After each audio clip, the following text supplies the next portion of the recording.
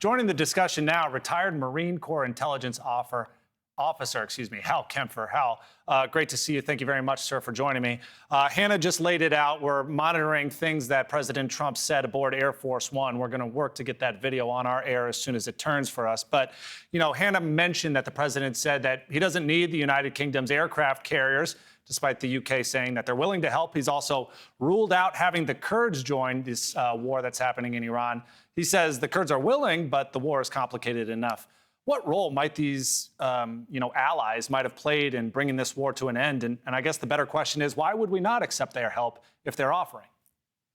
Well, Alex, the Kurds are actually up in the kind of the northwest side of the country, right up very close to where Iraq is, and of course, Iraq in that area has a semi-autonomous, basically autonomous Kurdish controlled territory up there.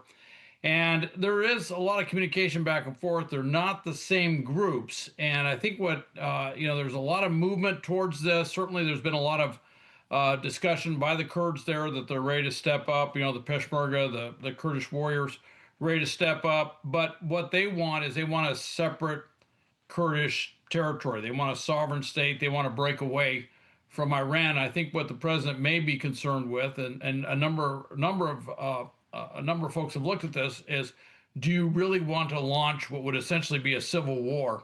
And Azerbaijan has also kind of made indications that they might look at doing something military in the Azeri dominated ethnic area. And at that point, you've got two different things. And it sounds in general like that's a great idea, but and when you get to the specifics, it could cause real problems in trying to deal with whatever government emerges in Iran. Right. I can understand the complications with, groups and fighters that are so close. But what about the United Kingdom? Is that pride from President Trump saying we don't need your aircraft carriers? Frankly, I was a little bit surprised. They said they had two aircraft carriers ready to go. If you know anything about the British Navy and the number of aircraft carriers they can get out at any given time, that seemed like a very generous offer, and I was a little skeptical they could get both out operational, but let's say they can. I thought that was interesting. That might be a little bit of pushback just because the British were reticent to let us use their bases to launch aircraft. That's changed, but I think this might be a little bit of politics being played. And the question is, what would we do with those aircraft carriers? Yeah, President Trump writing on Truth Social, we don't need people that join wars after we've already won. Obviously, there's still a lot of fighting happening, so it doesn't seem as if the end is quite in sight. Regardless, let's take a listen to what United States Ambassador to the United Nations, John Bolton, said earlier today when talking about the role that Russia has been playing in this war. Listen here. I think the most disturbing thing is the reporting yesterday that Russia has been supplying Iran with intelligence about the locations, the whereabouts of American ships, planes, bases, and so on, presumably to help the Iranians in their targeting. I hope that wakes everybody in Washington up to the role Russia is playing. It is an enemy of the United States. So do you think these new revelations change America's willingness to actually negotiate with Russia over the war in Ukraine? I think it might. I think it's going to grow in political importance. I don't think the White House really has got its messaging down. The White House press secretary kind of first indicated that this really didn't matter and then had to kind of walk that back to say, well, we're still hitting all the targets in Iran. So that's but the bottom line is you have Russia providing intelligence to Iran that they're using to target U.S. military personnel, bases, and facilities over there, and that is very serious. You have U.S. service members in harm's way. We just had the dignified transfer at Dover.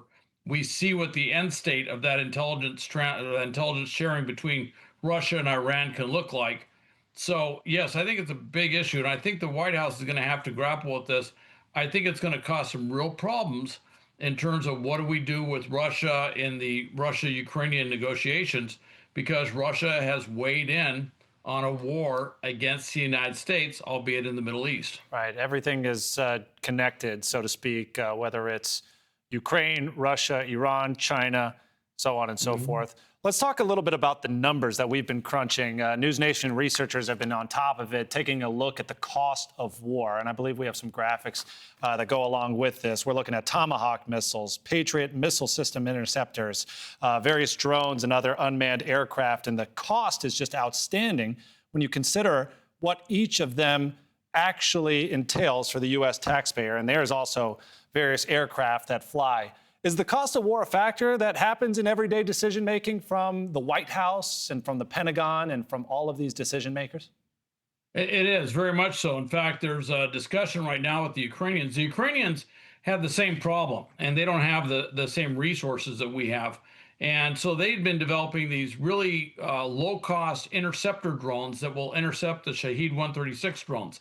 Right now, we're using it with these very expensive air defense weapons, and it's just not cost effective. So we're trying to get some of those interceptor drones to basically bring down the overall cost. By the way, that's something that all the countries in the Gulf need now too, is these interceptor drones. Now, there is a laser system out there. I understand it has been fielded. It is being used for counter drone. I don't know if it's being used for firing at ballistic missiles, but we don't have a lot of them. That would also be a low cost alternative. But right now, our whole system, our air defense system, is lagging in terms of being cost effective, because we've always planned that these missiles would go against a multi-million-dollar fighter jet, and what we're doing is we're shooting these missiles against very cheap Shahed drones, which may be $20,000 to $30,000 a piece. Right. It's just not cost effective in the long run. Yeah, cheap, but also very powerful enough to do at least damage that's noticeable or to take out U.S. forces. Let's get one last in with you. Obviously, there's a contradiction that's somewhat happening here. A lot of Americans out there understand that the Iranian regime is evil, that taking it out or at least reducing its nuclear capabilities is something that most Americans want. However, a lot of Americans are also outspokenly against the war that's happening in Iran. How long of a leash do you think the American voters will give President Trump and this administration when it comes to this war and actually getting the job done? Well, part of it is success in the battlefield. If you're winning, if you're successful, everybody recognizes that we're being successful, that we're achieving the results very quickly in a timely manner, then you're going to be very positive. I went through one war, Desert Storm, Desert Shield, Desert Storm. When we came back, everybody was very positive about what we did. The next war, Iraq, well, there was real strong feelings about that across the board. Like, why are we there? So being successful, but bottom line is we got to wrap it up fairly soon, because the longer it drags on, the lower and lower those approval numbers are going to go. The more opposition to the war will come to the front. Now, that also speaks to the messaging that's coming out of the White House. Obviously, you mentioned that it hasn't been all that great lately. We'll see exactly how that changes with the weeks to come. Hal Kempfer, thank you very much for your time today, sir. All right. Thank you, Alex.